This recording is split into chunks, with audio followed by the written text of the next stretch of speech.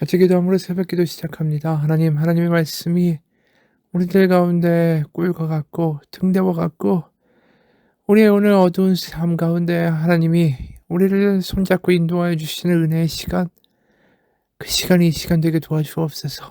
예수님의 이름 받들어 기도합니다. 아멘. 오늘 말씀은 요한복음 11장 38절에서 46절까지의 말씀입니다. 요한복음 11장 38절에서 46절까지의 말씀입니다. 이에 예수께서 다시 속으로 비통히 여기시며 무덤에 가시니 무덤이 굴이라 돌로 막았거늘 예수께서 이르시되 돌을 옮겨 놓으라 하시니 그 죽은 자의 누이 마르다가 이르되 주여 죽은 지가 나흘이 되었음에 벌써 냄새가 나나이다. 예수께서 이르시되 내 말이 네가 믿으면 하나님의 영광을 보리라 하지 아니하였느냐 하시니 돌을 옮겨 놓으니 예수께서 눈을 들어 우러러 보시고 이르시되 아버지여 내 말을 들으신 것을 감사하나이다. 항상 내 말을 들으시는 줄을 내가 알았나이다. 그러나 이 말씀하옵는 것은 둘러선 무리를 위함이니 곧 아버지께서 나를 보내신 것을 그들로 믿게 하려 함이니이다. 이 말씀을 하시고 큰 소리로 나사로야 나오라 부르시니 죽은 자가 수족을 배로 동인 채로 나오는데 그 얼굴은 수건에 쌓였더라. 예수께서 이르시되 풀어놓아 다니게 하라 하시니라. 마리아에게 와서 예수께서 하신 일을 본 많은 유대인이 그를 믿었으나 그 중에 어떤 자는 바리새인들에게 가서 예수께서 하신 일을 알리니라. 아멘. 오늘로 이 나사로의 부활의 사건의 이야기가 끝이 나죠. 그런데 그 사건 가운데 예수님의 감정이 굉장히 다양하게 변하는 것을 우리가 보게 됩니다. 먼저 예수님이 분노하시는 대목이 나오죠. 33절과 38절입니다. 예수께서 그가 우는 것과 또 함께 온 유대인들이 우는 것을 보시고 심령에 비통히 여기시고 불쌍히 여기사. 그리고 38절입니다. 이에 예수께서 다시 속으로 비통히 여기시며 무덤에 가시니 무덤이 굴이라 돌로 막았거늘. 이 비통히 여기신다라는 표현이 반복되어 나오죠. 근데 33절과 38절 사이에는 또 예수님의 눈물의 감정이 드러납니다. 34절, 35절 이르시되 그를 어디 두었느냐 이르되 주여 와서 보옵소서 하니 예수께서 눈물을 흘리시더라. 예수님이 한편에서는 심령의 비통히 여기시고 한쪽에서는 예수님이 눈물을 흘리셨다라는 이야기가 동시에 나옵니다. 여기에 비통하게 여기셨다라는 단어가 헬라어로 보면 엠브리오 마우마이라는 단어인데 이 단어가 그냥 비통, 슬픔이라는 뜻이 아니라 원래 이 콧바람이 나오는 것을 묘사하는 단어입니다. 바로 흥분하고 분노가 나서 씩씩씩거리면서 코에서 뭔가가 나가는 그런 상태를 가리키는 헬라어라는 뜻이죠. 그래서 비통히 여기셨다라는 말은 하나님의 아들 예수님이 분노하시고 뭔가 이렇게 흥분하시고 마음에 격한 분노가 일으셨다. 씩씩대셨다. 이런 뜻을 가리키는 거예요. 근데 한편으로는 예수님이 또 울기도 하셨다라고 말하는 거죠. 특히 불쌍히 여기사라는 단어가 나오죠. 비통히 여기셨으면서 동시에 불쌍히 여기셨다. 33절은 그렇게 말합니다. 불쌍히 여기사 이 단어는 헬라어로 보면 에타락슨 헤우아 우톤이라는 이 뜻인데 이 말인데 자신을 고통스럽게 흔들었다라는 뜻입니다. 그러니까 한마디로 이 격한 분노로 씩씩대시면서 동시에 자신을 고통스럽게 흔들 만큼 그 마음 아파서 눈물을 흘리셨다는 뜻이에요. 그러니까 예수님의 감정이 굉장히 복합적이다라는 것을 우리는 알게 되죠. 그럼 왜 분노를 느끼셨고 왜 동시에 고통 가운데 눈물을 흘리실 수밖에 없었을까? 첫 번째 그럼 그 분노의 대상은 뭐였을까요? 바로 피조물인 인간들로 하여금 아픔과 슬픔과 이별과 이 죽음을 경험케 하는 이 어두운 세력에 대한 분노라는 거죠. 바로 이 죽은 사람의 소식을 들으면 우리가 막 특히 이 어이없게 너무나도 허망하게 죽은 사람의 이야기를 들으면 우리가 안됐고 애통하고 그런 마음이 드는 거 아닙니까? 그런 것처럼 예를 들어 교통사고로 갑자기 죽게 됐다. 누가 차로 치였다. 이러면 죽은 사람에 대해서는 너무 가슴이 아프죠. '내가 아는 사람이 그렇게 죽다니.' 근데 한편으로는 그렇게 음주운전을 해서 내 친구를 죽게 만든 그 사람에 대해서는 분노가 나는 게 당연한 거 아닙니까? 두 가지 감정이 다 공존하는 거죠. 바로 이 나사로의 죽음의 사건에 대해서 이 죽음을 불러온 악의 세력에 대한 하나님의 분노, 동시에 그 죽을 수밖에 없는 나사로와 또 그 나사로를 잃고 나서 눈물을 흘리고 있는 그 자매 마르다와 마리아, 그들에 대한 불쌍함과 애통함이 동시에 느껴지신다라는 거죠. 실제로 창세기에서 보면 창세기 3 장에서 선악과를 따먹고 죽음이 인간 세계에 들어오게 된 계기가 누구 때문입니까? 뱀 때문 아닙니까? 사탄이죠. 1 절, 그런데 뱀은 여호와 하나님이 지으신 들짐승 중에 가장 간교하니라. 창세기 3장 1 절이죠. 뱀이 여자에게 물어 이르되 하나님이 참으로 너에게 동산 모든 나무 열매를 먹지 말라 하시더냐. 그렇게 얘기하신 적이 없죠. 동산의 모든 나무 열매를 먹지 말라고 하신 적이 하나님은 단 한 번도 없습니다. 너희가 마음대로 먹되 다만 이 선악과를 먹지 말라. 먹으면 너희가 반드시 죽으리라. 이렇게 말씀하셨는데 동산의 모든 나무 열매를 먹지 말라고 하신 거 아니냐라고 이 하와의 마음에 뭔가 불만을 일으키는 질문을 한 거 아닙니까? 그렇게 선악과를 따먹고 나서 어떤 장면이 나타납니까? 창세기 3장 8 절에서 10 절입니다. 창세기 3장 8 절에서 10 절, 그들이 그날 바람이 불 때 동산에 거니시는 여호와 하나님의 소리를 듣고 아담과 그의 아내가 여호와 하나님의 낯을 피하여 동산 나무 사이에 숨은지라. 여호와 하나님이 아담을 부르시며 그에게 이르시되 네가 어디 있느냐. 이르되 내가 동산에서 하나님의 소리를 듣고 내가 벗었으므로 두려워하여 숨었나이다. 하나님이 아담과 하와가 어디 있는지를 모르셔서 네가 어디 있느냐라고 물으셨을까요? 다 아시죠? 그런데 이미 두려워서 나무 뒤에 숨어 있는 이 아담과 하와를 보면서 마음이 어떠셨을까요? 생각해 보세요. 잘못을 저지른 아이가 숨는다고 숨는데 그 부모의 눈에는 이미 다 보여요. 그 아이의 머리카락도 보이고 어디서 숨어 있는지까지 다 알고 있습니다. 그런데 "너 어디 숨었냐?"라고 물을 때 어디 숨은 거 몰라서 묻는 게 아니잖아요. 속상해서 그러는 거지.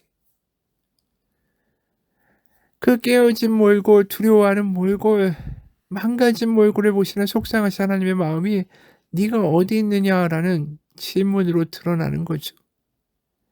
그리고 그다음에 이렇게 말씀하셨어요. 11 절에 이르시되 누가 너의 벗었음을 너에게 알렸느냐? 내가 너에게 먹지 말라 명한 그 나무 열매를 네가 먹었느냐? 이 질문은 누가 이 일의 원흉이냐? 누가 이 일의 주동자냐? 하나님이 뱀 바로 사탄이 꼬드긴 것을 모르실 리가 없죠. 그런데도 이 말을 하시는 건 속상한 부모의 마음이 담겨 있는 거죠. 아이는 이미 말한 대로 실수를 저지르고 불안해하면서 숨었어요. 그런 아이의 모습에 부모가 속상하죠. 그리고 그 아이를 저렇게 만들어 버린, 그 아이를 유혹해서 저렇게 사고를 치게 만들어 버린 상황이나 어떤 상대가 미워지는 거죠. 이제껏 하나님과 같이 살면서 그렇게 해맑던, 하나님을 좋아하던 자녀들이 하루아침에 숨어버리는 그러한 끔찍한 일이 벌어진 거예요. 그러면서 거기서 끝납니까? 그 자녀들이 서로 싸우기까지 하고, 그러면서 하나님을 사랑하는 게 아니라 도망다니고, 이웃을 사랑하는 게 아니라 서로를 비방하는 모습까지 나타나는 거예요. 그게 12 절이죠. 아담이 이르되 하나님이 주셔서 나와 함께 있게 하신 여자, 그가 그 나무 열매를 내게 주므로 내가 먹었나이다. 난 아무 잘못이 없다. 벌 주시고 저주를 하고 멸망시키려면 저 여자나 그렇게 하옵소서. 이런 말입니다. 이 상황이, 이 모습이, 아담의 이 말이 하나님의 마음에 얼마나 아픈 말입니까? 그렇기 때문에 이렇게 모든 것들을 만들어 버린 바로 사탄, 죄, 죽음, 이들에 대한 분노가 하나님 가운데 있으실 수밖에 없죠. 내 피조물, 내 사랑하는 자식들을 망가뜨린 존재들, 그게 예수님의 마음에 있으신 거예요. 그래서 씩씩대며 분노, 격한 분노를 느끼셨다라는 겁니다. 그러면서 동시에 망가져버린 피조물, 인간에 대한 그 불쌍히 여기시는 마음이 크게 드시는 거예요. 여전히 유대인들은 예수님을 거부하죠. 근데 여전히 그럼에도 불구하고 그들에 대한 긍휼과 애통하신 마음이 더 크신 거죠. 특히 나사로에 대한 것은 더한 거 아닙니까? 그러니까 울기까지 하시죠. 나사를 보면서 울고, 나사로 때문에 울고 있는 그 누이들을 보면서 울고, 그러면서 이 모든 슬픔과 저주를 가져오는 죽음과 악의 세력에 대한 분노가 올라오시는 거죠. 그래서 예수님이 십자가에 죽으심으로 우리 가운데 죽음을 이기고 드디어 죽음과 사탄과 마귀와 모든 악의 어둠의 세력들로부터 우리를 구해내신 거 아닙니까? 그들에 대하여 분노하심으로 그 죽음과 악의 세력에 심판을 내리시고 우리 가운데 영생을 주시고 하나님께 나아갈 길을 주시고, 그래서 이 버림받은 고아로 살고 있던 우리의 신세가 이제 다시 하나님의 자녀로 다시 회복돼서 하나님을 아빠 아버지라고 부를 수 있는 그 자리로 만들어 가신 거 아닙니까? 그걸 하시려고 하니까 피조물을 망가뜨리는 죽음과 사탄과 마귀와 저 어둠의 세력에 대한 끔찍한 분노가 있으실 수밖에 없고, 망가지고 두려워서 지금도 죄를 짓고 뭔가 손에 쥐고서 그걸 가지고 우상 숭배하면서 나 이거 있으면 행복해, 이거 있으면 두렵지 않아, 그렇게 살아가며 망가지는 피조물에 대해서 안타까운 마음이 드시는 것이 하나님의 마음이 아닐까요? 그렇습니다. 우리가 죄 때문에 망가졌죠. 두려움 때문에 망가졌죠. 하지만 하나님은 우리를 긍휼히 여기십니다. 다시 말해서 죄와 우리를 분리하시는 거예요. 오물이 묻었다고 해서 내가 오물덩어리가 아니지 않습니까? 아이가 밖에 나가서 뒹굴고 막 옷에 더럽게 하고 왔다고 해서 그 아이가 그렇게 더러운 존재니까 부모가 너 이제부터 내 자식 아니라고 말합니까? 오히려 그 아이를 안아주면서 그 아이의 옷을 벗기고 빨고 씻기고 깨끗하게 만들어주는 게 부모의 마음 아닙니까? 그게 하나님의 마음이에요.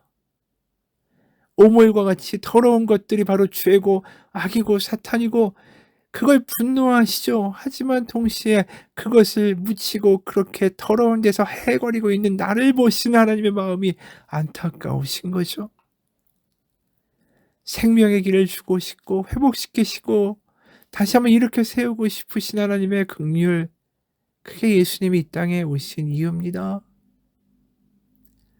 남미에서 선교하시는 분의 이야기입니다. 예배가 끝나고 과일과 초코 케이크를 나눠 먹고 아이들을 배웅하러 대문을 나왔는데 두 가지 놀라운 일을 보게 됐습니다. 하나는 찻길 건너 공원에서 경찰들이 말을 타고 와서 보초를 서고 있는 걸 본 거고, 또 하나는 11살짜리 꼬마 둘이서 아이스크림 리어카를 끌고 와서 아이스크림을 팔고 있는 게 보였습니다.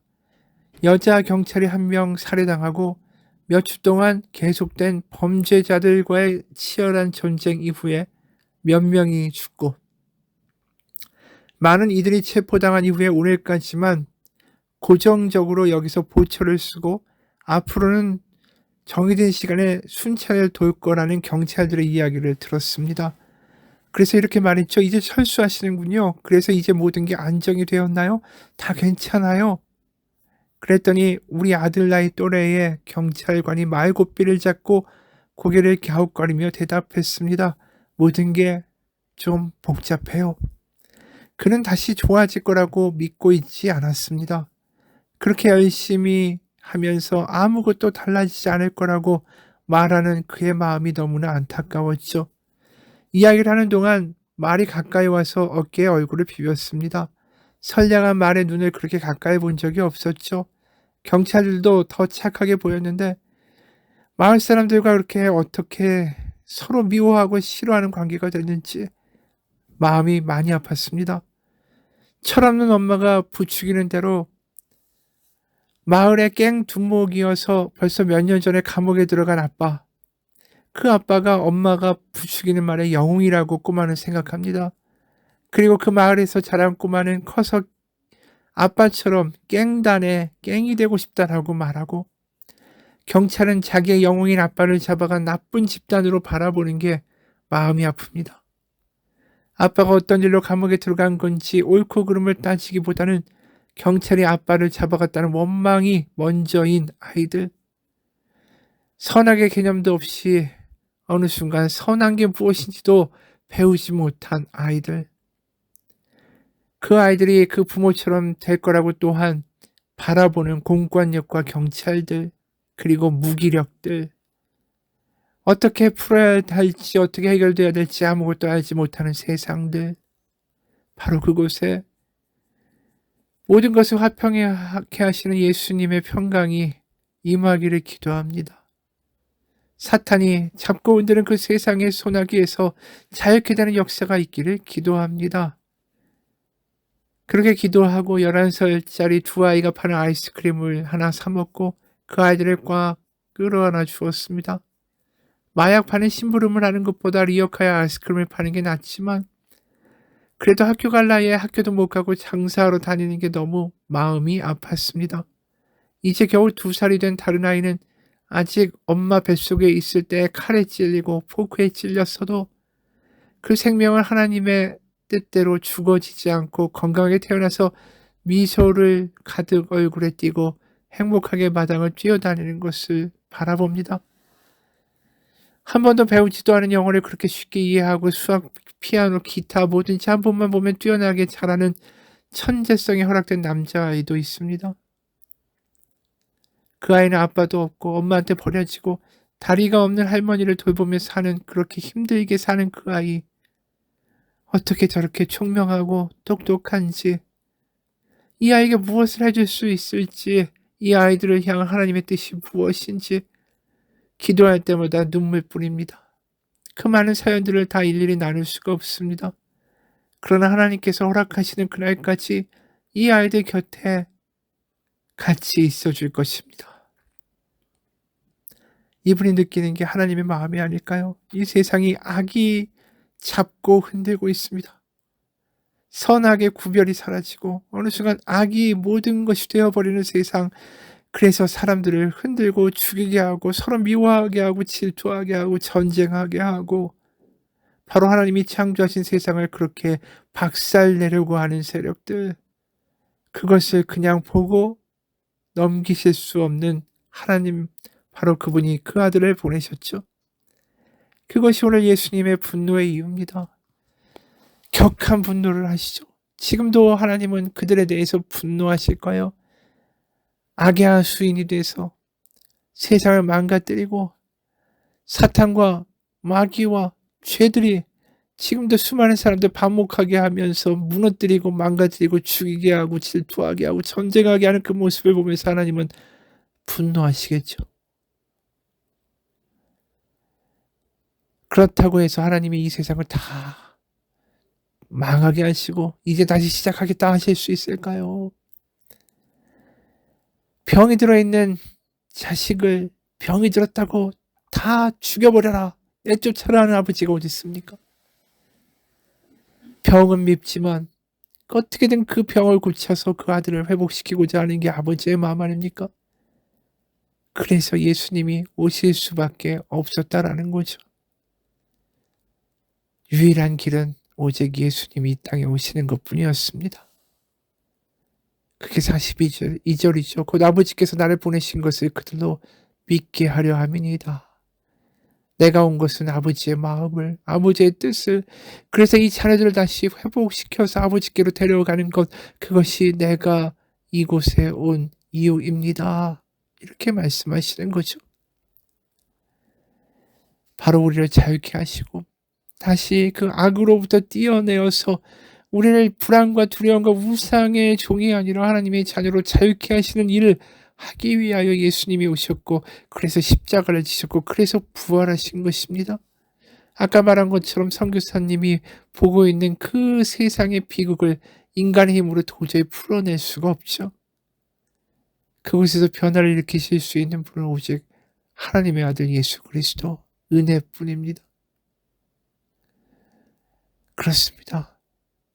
우리는 바로 예수님을 통하여 더 이상 죄와 두려움과 어둠과 공포와 걱정과 사탄의 소나기에 있는 것이 아니라 하나님의 권세 아래 하나님의 자녀로 해방되었습니다. 그래서 로마서 8장 2절에 이렇게 말씀하는 거 아닙니까? 이는 그리스도 예수 안에 있는 생명의 성령의 법이 죄와 사망의 법에서 너를 해방하였음이라. 드디어 선악과를 따먹고 죄에 시달리던 우리를 바로 하나님의 자녀로 해방시키신 거죠. 죽음에서 해방시키신 거죠. 그래서 오늘 그 감격적인 장면이 나사로가 걸어 나오는 장면 아닙니까? 43절 44절. 이 말씀을 하시고 큰 소리로 나사로야 나오라 부르시니 죽은 자가 수족을 배로 독인 채로 나오는데 그 얼굴은 수건에 쌓였더라. 예수께서 이르시되 풀어 놓아 다니게 하라 하시니라. 죽은 자가 살아서 드디어 자유롭게 풀어 놓아 걸어 다니는 모습, 바로 그게 우리가 회복된 모습입니다. 살아있지만 죽은 자처럼 죄에 쪄들어서 죄의 노예로, 고아로, 내가 내 손으로 나를 지키겠다는 그 불안함과 걱정과 공포 가운데 살아가던, 꽁꽁 묶여서 운신도 못하던 우리를 하나님의 아들이 오셔서 풀어놓아 자유케 하라. 그 은혜가 우리 가운데 있습니다. 우린 자녀가 되었습니다. 같이 기도하겠습니다. 하나님을 믿는다는 것은 우리가 이제 더 이상 죄와 어둠과 사탄의 노예가 아니라 바로 풀어놓여 자유케 되었음을 의미한다라는 것을 느끼고 있습니다. 우리가 살아도 죽은 자처럼 매일매일 근심과 무기력함에 살아가는 것이 아니라 하나님의 자녀로, 해방된 자로, 빛의 자녀로, 소망의 자식으로 살아가는 은혜가 있게 하여 주옵소서. 예수님 이름 받들어 기도합니다. 아멘.